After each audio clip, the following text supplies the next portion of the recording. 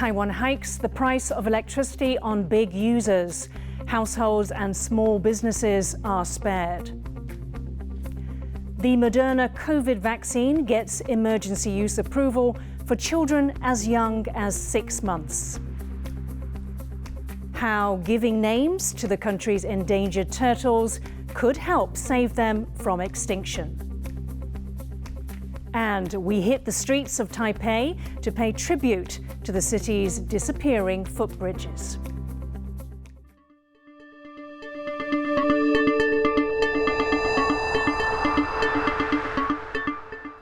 A warm welcome to TaiwanPlus News. I'm Yin Khvat.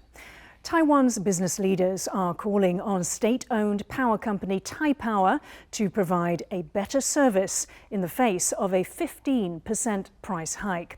The hike is only targeting heavy users, but they are already dealing with inflation and demand issues and say the rise will mean an increase in manufacturing costs. Eric Gao reports. Taiwan's state-owned power company is raising its electricity prices for the first time in 4 years, hitting industrial users but sparing small businesses and households. Taipower's decision comes as global energy prices soar due to disruptions caused by the Russian invasion of Ukraine and the COVID-19 pandemic. 最近这1年多来，这个各国调涨电价状况大概有13% 到45% 之间。那我们基本上也考量到台湾在国际上的竞争。那这一次的那个调涨最高的部分是高压跟特高压的部分是以15%。Some 22,000 industrial users will be affected, including semiconductor manufacturers, cement and paper producers, and steel plants. Business leaders are calling on Taipower to first provide better services. There have been several major blackouts across the country since last year. 台电必须提出它的供电稳定，你不要只有说你钱不够的时候要提高电费，但是你稳定度不够的时候，你跳电的时候造成的损失。 One of the top users of electricity is Taiwan's mass transport systems, and there are concerns that fares may be raised to offset costs. But Taipower has said it would maintain its current 5% discount for these services, and that its new tariff should not have a direct impact on consumer prices. For now, other businesses, like department stores, gyms, and cinemas, will be exempt from the price hikes, which will take effect on July 1st. Chris Ma and Eric Gao for TaiwanPlus. Japan's power crunch has eased, but Tokyo is still urging people to conserve electricity with hot weather ahead. On Monday, the Japanese government called for households and businesses to cut down on electricity use due to a very tight supply. Demand soared as a heat wave hit the country's capital. Temperatures in Tokyo topped 35 degrees for 3 straight days, the first time ever in the month of June. This year's rainy season ended also about 20 days earlier than average, contributing to the hot weather. Taiwan has announced emergency use authorization for the Moderna vaccine for children aged 6 months to 5 years. Booster shots for 5 to 11-year-olds have also been approved. The Centers for Disease Control is recommending that young children get vaccinated to reduce the risk of severe illness or death. Several children in Taiwan have suffered severe complications after getting COVID. These include encephalitis or swelling of the brain and MIS-C, a post-COVID syndrome that causes inflammation in different parts of the body. Taiwan's Air Force has its first female general after the latest round of semi-annual promotions in the armed forces. Speaking during a ceremony at the Ministry of National Defense that saw the promotion of 2 senior military personnel, President Tsai Ing-wen called on the newly promoted generals to show the world Taiwan's determination to defend itself. New Air Force General Xiao Renjin was one of 2 women promoted at the ceremony, bringing the total number of female generals currently serving in the armed forces to a record-breaking 4. 专业跟能力啊，是无关于性别，应该是取决于我们投入的努力的这个程度。The death toll from a missile strike on a crowded shopping mall in Ukraine has risen to 16, with 59 others wounded. The leaders of the G7 group of nations who are meeting in Germany condemned the attack, calling it a war crime. Ukraine's president has described it as one of the most daring terrorist attacks in European history. Jaime Ocon has the latest. This is what's left of a shopping mall in central Ukraine. Russian missile strikes hit the shopping center in the middle of the day when, according to Ukrainian officials, over 1,000 people were inside.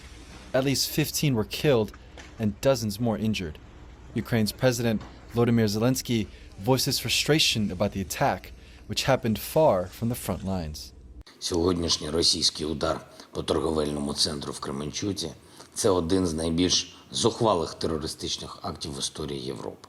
Мирне місто, звичайний торговельний центр, всередині жінки, діти, звичайні цивільні люди. Вдарити ракетами по такому об'єкту можуть тільки абсолютно відморожені терористи, яким не має бути місця на землі. І це не помилкове попадання ракет, це прорахований російський удар саме у цей торговельний центр. The night before, Ukraine's president reported Russia had fired over 62 weapons in 24 hours. Both attacks come as the G7 summit gets underway in Germany. Про що ці ракети сьогодні? Про що і вчорашні 62 ракети? Це за одну лише суботу, за 24 години. Вони про російський почерк. Робити ескалацію щоразу, коли відбуваються міжнародні події. І водночас вони про рішучість. Про те, наприклад, що лідери Великої Сімки, які саме сьогодні зібрались в Німеччині на саміт, мають достатній спільний потенціал, щоб зупинити російську агресію і проти України, і проти Європи в цілому. Це можливо. At the G7 summit, the US announced it would purchase advanced missile systems for Ukraine's defense. Systems that the Ukrainian president has been asking for to defend against long-range attacks. Allies at the summit reiterated their support for Ukraine, but made it clear they did not want NATO, the regional security alliance, drawn into the conflict. We are discussing all the topics that are on the agenda, especially staying united in supporting the Ukraine against the Russian aggression. And we understood that the policies of all our countries are very much aligned. We are also cautious that we will help the Ukraine as much as is possible, but that we also avoid that there will be a big conflict between Russia and NATO. The G7 allies vowed to support Ukraine, quote, until the end. And as the Russian invasion enters its 5th month, Ukraine hopes that the end to the conflict is soon. Patrick Chen and Jaime Ocon for TaiwanPlus. At the G7 summit, leaders also announced a cap on Russian oil prices, stopping gold imports and extending more sanctions on companies supplying Russia's military. I asked Pierre Morcos of Washington-based Center for Strategic and International Studies, or CSIS, when all these sanctions would have the desired effect on Moscow. Clearly, they have not changed the calculus of Moscow and its desire to pursue the conflict. But I think we should be aware that these sanctions are there for the long term. Their goal is to isolate Russia over the long term, and it is important that the members of the G7 sustain the pressure against Russia, and as long as it takes, as long as Russia does not withdraw its troops from Ukraine. More importantly, I think it is critical to articulate these sanctions with the military assistance to Ukraine, which has a direct impact on the battleground and helps Ukraine to regain territories. There's been an emphasis on unity within G7. Do you think G7 will continue to remain unified, given that the sanctions will keep raising prices for consumers and keep hurting economies? Clearly, the sanctions have a damaging impact on the G7's economies, notably in terms of inflation and energy prices. The European Union has already taken quite ambitious steps in terms of limiting the inflation by notably diversifying their energy supply, by also purchasing jointly energy to limit the increase in prices. And I think this is essential to sustain that unity over the long term. Countries like Turkey and China, they say that, in fact, diplomacy would work where the sending of weapons and more sanctions would not. What do you think about these two different approaches? Diplomacy will only be feasible and realistic when Ukraine is in a position of strength on the battlefield and when Russia perceives the sanction as unsustainable.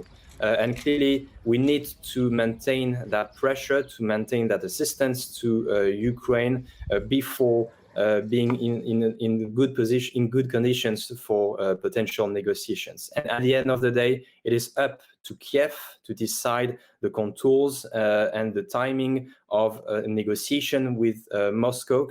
And if we could move to Taiwan now. Last year, in the joint statement, there was the inclusion of the importance of peace and stability in the Taiwan Strait. With this year's hardening of attitudes, what do you think we could see in the joint statement? Well, I think that it is clear that the members of the G7 have hardened their attitude on the Taiwan Strait question. They believe that the situation in the Indo-Pacific is deeply intertwined with the stability of the Euro-Atlantic area. There is now this concept of one theater, which clearly describes that the security challenges in the Indo-Pacific and in Europe are deeply interconnected. And we have seen that many leaders of the European Union have visited recently the Indo-Pacific, and in each visit, they have clearly stated that the stability of the Taiwan Strait is critical, including for Europeans. So I think that the communique of the G7 will clearly demonstrate this shared concern that China might take advantage of the war in Ukraine to take action against Taiwan. Taiwan has thanked the foreign minister of the Pacific nation of Tuvalu for refusing to attend a UN conference over pressure from China. Tuvalu is one of Taiwan's official allies. Its delegation to this week's UN Ocean Conference in Portugal included 3 Taiwanese members. But China is on the Credentials Committee. It reportedly said the Taiwanese delegates had to be removed or the credentials of the entire Tuvalu delegation would be revoked. Tuvalu Foreign Minister Simon Kofe decided not to attend, along with the Taiwanese delegates, to show solidarity. Beijing criticized Taiwan's attempts to get into the conference. Taiwan's foreign ministry on Tuesday accused Beijing of bullying. 外交部强调，中国任意施压会员国的行为，只是再次显露了他们的恶劣本质。我国政府将持续与友邦以及理念相近国家合作，共同反制中国在联合国不断扩张的恶意影响力。 Taiwan's longest sea bridge is nearing completion. Work on the Kinmen Bridge began in 2013. The 5.4-kilometre span will connect Greater Kinmen with Leyu Island, also known as Lesser Kinmen. Costing over $200 million, the bridge will cut travel time between the 2 islands to just 10 minutes. 在7月的中下旬就全部 这个结块都吊上来，我们就是整个桥梁合拢，包括一些交控还有景观预计在10月中旬可以完工通车。 Taipei's pedestrian overpasses are disappearing. Once crucial for pedestrian safety, they are now being torn down due to age and inconvenience. But many of these bridges have stories to tell and are an important part of local history. Ken Ning has more.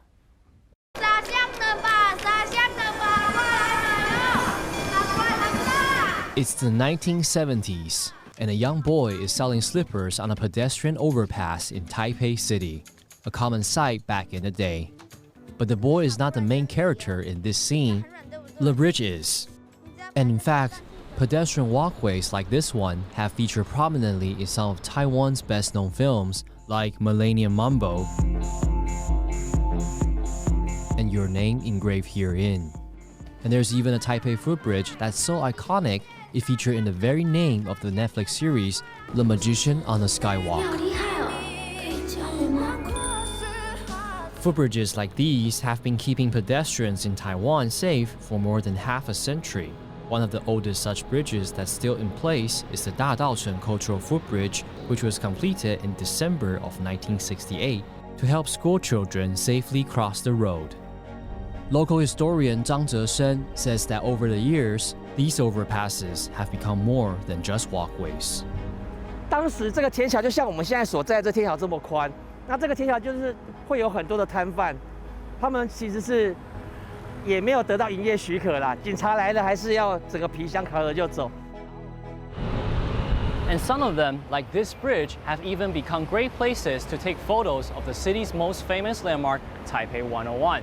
It's also a popular place to shoot the bustling traffic, but the city has plans to tear this bridge down. 天桥的功能是让民众穿越使用，不是说在上面驻足停留去看那个101的那个景色。那其实，应该说整个我们把天桥拆除之后，它整个视野是更宽广，整个天际线是打开的，反而是恢复了一个美丽的天际线。So what about the people who use the bridge? What do they think? Should the city save it? 我觉得没有，因为其实带小朋友就是走楼梯，其实不太方便，对啊。然后其实它马路的秒数也够久，就走快一点就可以了。我觉得台北的天桥还是可以保留的，因为不管是学生啊，或者是小孩跟年纪比较小的小孩啊，他们走天桥也相对比较安全一点。像现在车流量很大嘛，然后行人也很多，可能会发生一点意外之类的。At one point, there were more than 100 pedestrian footbridges in Taipei, but today there are only 28 left. And what's more is the maintenance cost. Taipei city government says they spend more than 50 million Taiwan dollars, nearly 1.8 million US dollars on it every year. Historian Zhang Zheshen says that when you consider the role these bridges have played in the lives of so many people, it might be worth that cost. One of the most iconic bridges is located right at the center of Taipei, just steps from the legislature. 在台湾的整个政治民主的发展历程呢，我们历经了很多的一些抗争。那许多的抗争其实就发生在我们现在看到的这个路口这里。所以这座天桥，我觉得它在台湾民主的一个发展上，它有一个非常重要的一个地位。它就像是一个见证者，见证着台湾的民主从之前戒严时期解严。然后整个开放党禁到现在的一个状况，然后他全部都看在眼里。那这个是我有时候走在这个天桥上，我会觉得很感动的一点。More than 50 years ago, Taipei began building footbridges to help its citizens cross the street. But they provided more than just safe passage over the traffic. They offer a place from which to observe the passage of history. Many of these bridges have since been torn down to make way for the changing needs of the city. But one thing's for sure, these footbridges have been preserved on the big screen, and they will live on in the collective memory of the people of Taipei. 那时候是2001年，全世界都在迎接。 Damon Lin and Ken Ning for TaiwanPlus. Let's now have a look at some of the other stories making international headlines. At least 46 people have been found dead in the back of an abandoned 18-wheeler truck near San Antonio in the US state of Texas. 16 others have been sent to hospital suffering heat stroke. Emergency officials say the truck's air conditioning system wasn't working and that there was no water supply inside the truck. The victims are believed to be migrants trying to cross the US border from Mexico. A gas leak in Jordan has left 13 people dead and hundreds more injured. The leak happened when a tank containing 25 tons of deadly chlorine gas bound for Djibouti fell from a crane at Aqaba port. The tank slammed into the deck of a ship and ruptured, pouring plumes of poisonous yellow gas over fleeing dock workers. Specialised teams are still dealing with the leak. Jordan's Prime Minister is in the port city to visit some of the more than 250 injured. He says he has formed an investigation team. The UN Secretary-General has declared an ocean emergency and is calling on governments to do more to restore the health of the world's dying oceans. Antonio Guterres made the comments at the opening of the UN Ocean Conference in Lisbon. He said the egoism of some countries was hampering efforts to agree on a treaty to protect oceans, which cover about 70% of the surface of the planet and generate 50% of the oxygen. Sadly, we have taken the ocean for granted, and today we face what I would call an ocean emergency. We must turn the tide.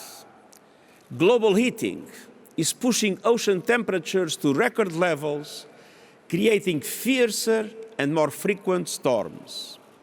Sea levels are rising. Low-lying island nations face inundation, as do many major coastal cities in the world. Did you know every turtle has a unique marking on its head, just like people have fingerprints? Taiwan is now identifying turtles through these markings and encouraging people to give them names. Louise Watt reports. These endangered turtles were filmed by wildlife photographers in waters off the small Taiwanese island of Xiaoliuqiu. Looking at the images later, environmentalists identified 15 turtles through distinct patterns on their heads and faces. They found the markings as unique as people's fingerprints.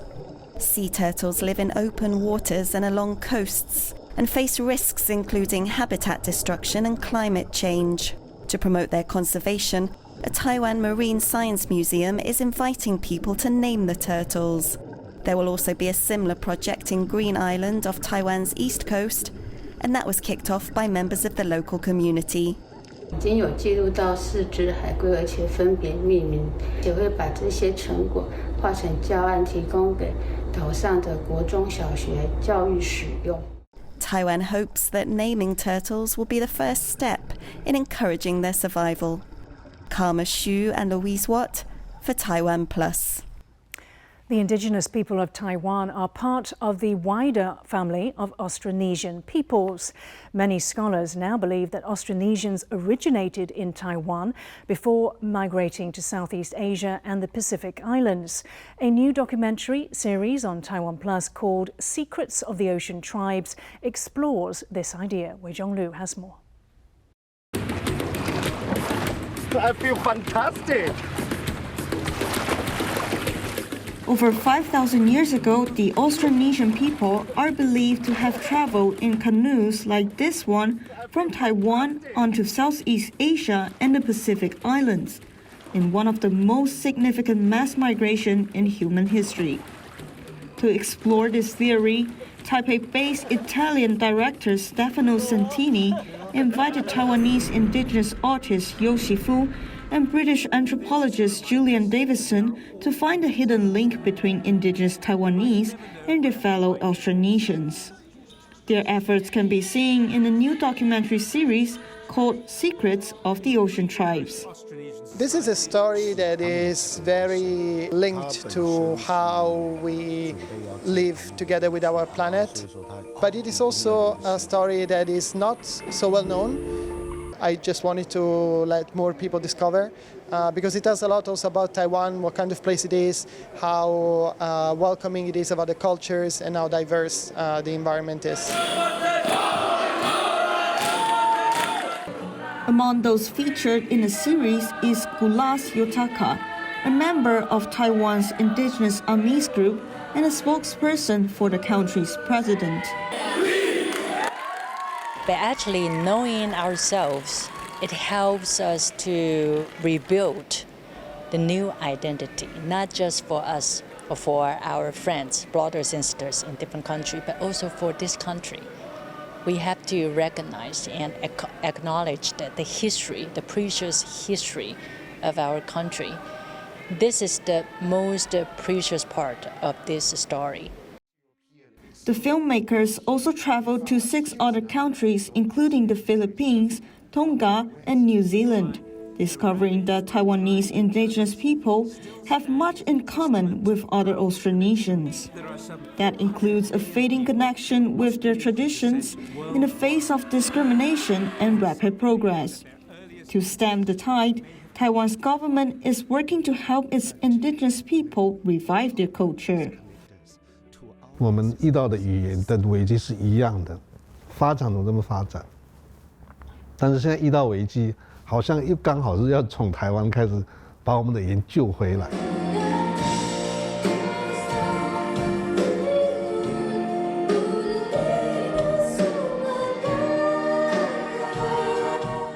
Taiwan's indigenous peoples are fighting to hold on to their voices and affirm their identities. By exploring wider links to the region, Secrets of the Ocean Tribes helps to establish a Taiwan-centered history, one that acknowledges their ancestors' crucial role in building the modern world. Alex Chen, Wei Zhonglu for TaiwanPlus. In Taiwan sports news, the Taipei Fubon Braves clinched the Plus League championship for the second year in a row on Monday night. The Braves beat the Hsinchu Jayco Lioneers in Game 5 of the best-of-7 series. The team had already won the title in the league's inaugural season last year. Braves forward Mike Singletary set a new Plus League record for most points scored in a finals game with 43 and was named FMVP for the second year in a row. Thank you for watching Taiwan Plus News. I'm Yin Khvat. Finally, today we leave you with images of Brazilian Amazon's Boy Bumba Festival. For more stories from Taiwan and around the world, please download the Taiwan Plus app. Stay safe and see you next time.